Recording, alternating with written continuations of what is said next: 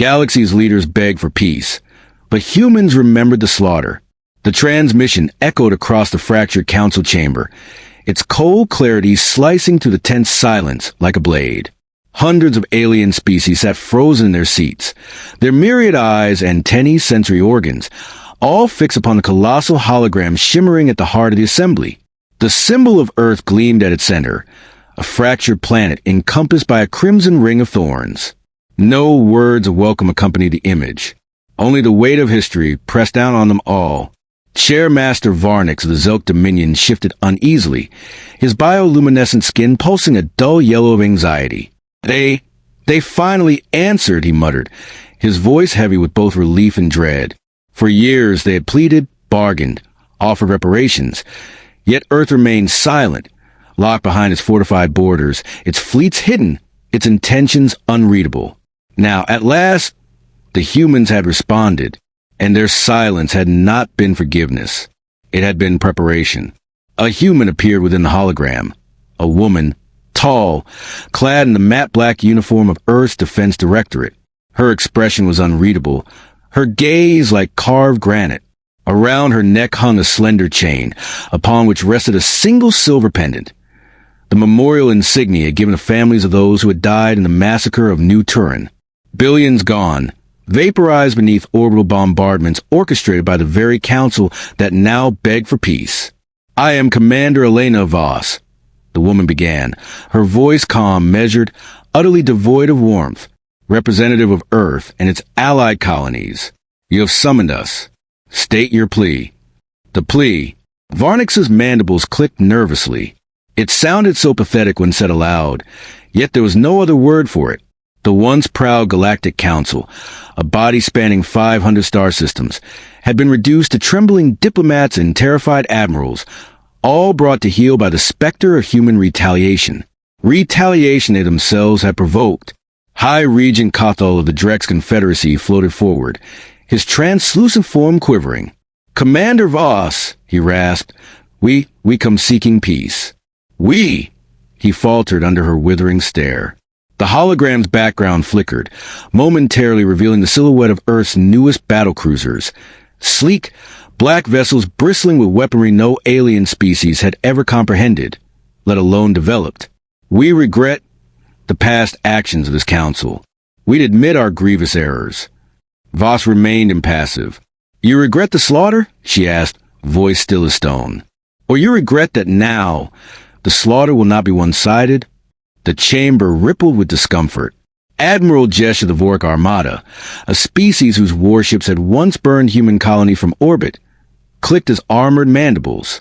"The galaxy stands at the brink of collapse," he declared. "Trade has ceased, alliances fractured daily.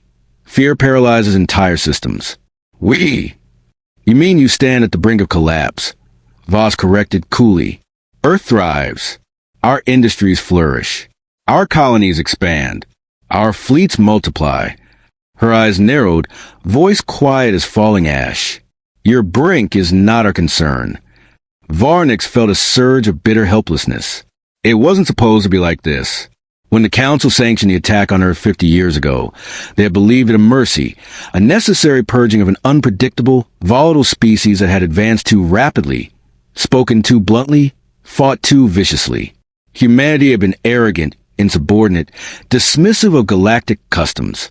The Council's decision had been clear: eliminate the threat before it grew beyond control. But they had underestimated Earth's resilience. The bombardments had devastated their homeworld, but humanity had survived. The colonies, scattered across fringe systems, had unified. Their technology had advanced beyond prediction.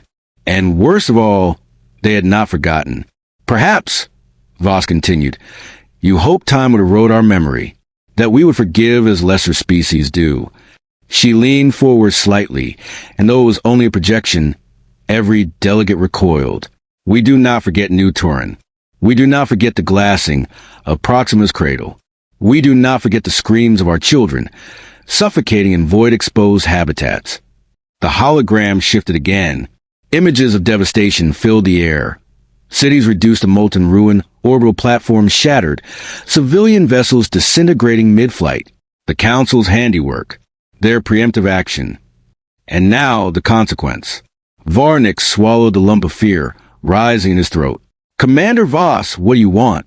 It was a desperate question. Their fleets could not repel Earth's forces. Their intelligence networks had been compromised. Their allies defected one by one, unable to stomach the weight of inevitable defeat. Voss considered this, as though humoring a child. We want nothing from you, she replied finally. Your treaties mean nothing. Your reparations, worthless. Your apologies, insulting. Her hand hovered above a console at her side, fingers poised.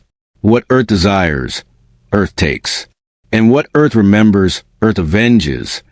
A collective shudder rippled through the assembly. Some delegates whispered frantic prayers. Others exchanged looks of resignation.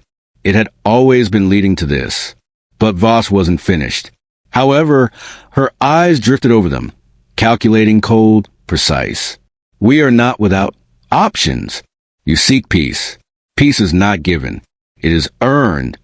Hope flickered across the chamber, like a dying ember. Effective immediately, Voss declared. All Council territories will submit to Earth's oversight. Military patrols. Trade tariffs. Resource quotas. Any system refusing compliance will be corrected. Corrected? Admiral Jesh hissed, but the tremor in his voice betrayed his fear. Voss's lips curled, the faintest ghost of a smile. You're familiar with the Tamina system? Varnix's heart stuttered. Tamina had gone dark weeks ago. No communications. No ships in or out. Rumors abounded, plague, insurrection, solar anomaly. But the truth? Voss tapped the console. The hologram shifted, displaying real-time satellite imagery, or what remained of Tamina, a dead system. Planets shattered. Moons pulverized. Stars mined for fuel. The meticulous, surgical destruction characteristic of human precision warfare. That, Voss stated simply, is correction.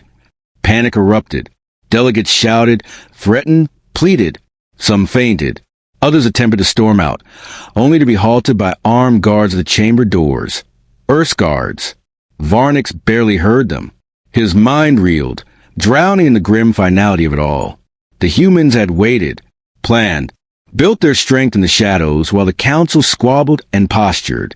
And now, they were untouchable. Gods walking among mortals. The chamber's tumult subsided only as Voss raised her hand once more. Understand this, she said, voice steel with the weight of countless graves. We did not come to your council. You came to us. You begged for peace. She leaned forward, gaze dark as interstellar void. But peace is not absence of war. Peace is the silence of those too broken to fight back. The transmission ended. The chamber fell into stunned, suffocating quiet. Varnix collapsed into a seat, bile rising in his throat. They had created this nightmare, sculpted it with arrogance, fueled it with blood. Now, they would live beneath its shadow or perish within it.